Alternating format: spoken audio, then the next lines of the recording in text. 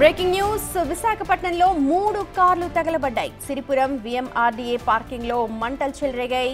కార్ల బ్యాటరీలో నిప్పు రవ్వలు రాచుకొని మంటలు చెలరేగినట్టుగా అనుమానిస్తూ ఉన్నారు.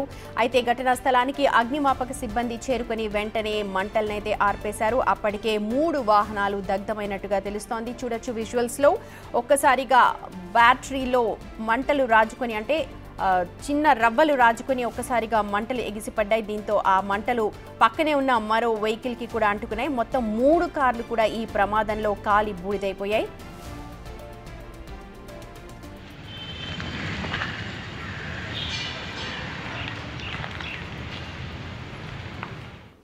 మా ప్రతినిధి రాజు ఉన్నారు అప్డేట్స్ అందించడానికి. రాజు, ప్రమాదానికి గల కారణం జువ్వలేనా లేకపోతే ఇంకేమైనా కారణంగా చెప్తూ ఉన్నారా? ప్రాథమికంగా ఏం చెప్తున్నారు?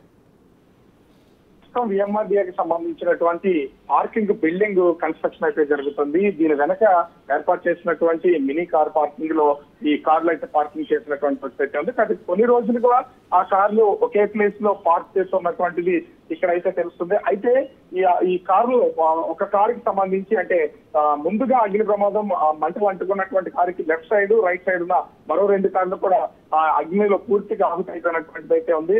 ముఖ్యంగా మధ్యలో ఉన్నటువంటి కారు బ్యాటరీకి సంబంధించి కొంత షార్ట్ సర్క్యూట్ అయినటువంటి నేపథ్యంలో మంటలు వేగంగా వ్యాపించాయి. దాని పక్కనే ఉన్నటువంటి మరొక 2 కార్లు కూడా మంటలు వ్యాపించి పూర్తిగా కాలిపోయినటువంటి పరిస్థితి ఉంది. అయితే అగ్నిమాపక సిబ్బందికి వెంటనే అక్కడ పనిచేస్తున్నటువంటి వర్కర్స్ సమాచారం ఇచ్చినటువంటి నేపథ్యంలో అగ్నిమాపక సిబ్బంది వెంటనే రావడం, ఆ మంటలు అదుపు చేసినటువంటి పరిస్థితుల్లో పక్కన ఉన్నటువంటి కార్లకి మంటలు వ్యాపించకుండా ఉన్నటువంటిది అయితే ఉంది. ఒకవేళ అగ్నిమాపక సిబ్బంది కనుక కొంత ఆలస్యం అయి ఉంటే మొత్తం అదే పార్కింగ్ లో ఉన్నటువంటి మిగిలిన కార్లకు కూడా మంటలు వ్యాపించాయి. కానీ అగ్నిమాపక సిబ్బంది వెంటనే వచ్చి మంటలు ఆపినటువంటి నేపథ్యంలో ప్రస్తుతం అయితే ఆ 3 కార్లు మాత్రమే నష్టం జరిగినటువంటి పరిస్థితి ఉంది. అయితే దీనికి కారణం కేవలం షార్ట్ సర్క్యూట్, ఆ బ్యాటరీలో వచ్చినటువంటి షార్ట్ సర్క్యూట్ కారణం అనేది అగ్నిమాపక సిబ్బంది కూడా తెలియజేసినటువంటి పరిస్థితి. రాజు, వాహనదారులు ఎవరు అన్నది ఏమైనా గుర్తించారా? పార్క్ చేసిన కార్లు ఎవరివి, ఎప్పటి నుంచి ఉన్నాయి? అంటే ఖచ్చితంగా కార్ పార్కింగ్ లోకి వచ్చిన తర్వాత ముందుగానే వాళ్ళకి ఒక స్లిప్ ఇస్తారు, కార్ ఎక్కడైనా పార్క్ చేసుకునేదైతే ఉంది. ఇప్పుడు న్యూ బిల్డింగ్ అనేది పార్కింగ్ సంబంధించి న్యూ బిల్డింగ్ కన్స్ట్రక్షన్ జరుగుతుంది. అదైతే ఏ బ్లాక్ లో ఎవరి కారు ఉంది, ఎవరు పార్క్ చేస్తున్నారనే డీటెయిల్స్ మొత్తం ఉండే అవకాశం అయితే ఉంది. ఇది ఒక షెడ్ లాంటి ప్లేస్ కాబట్టి ఎక్కడ ఖాళీ ఉంటే అక్కడ కారుకి సంబంధించినటువంటి వాళ్ళు పార్క్ చేస్తారు.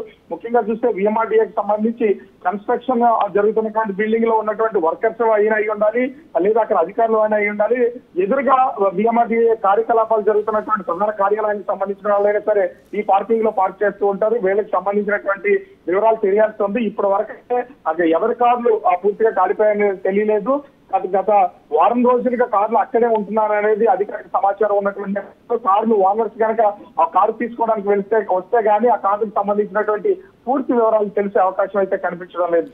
Right Raju, thank you so much.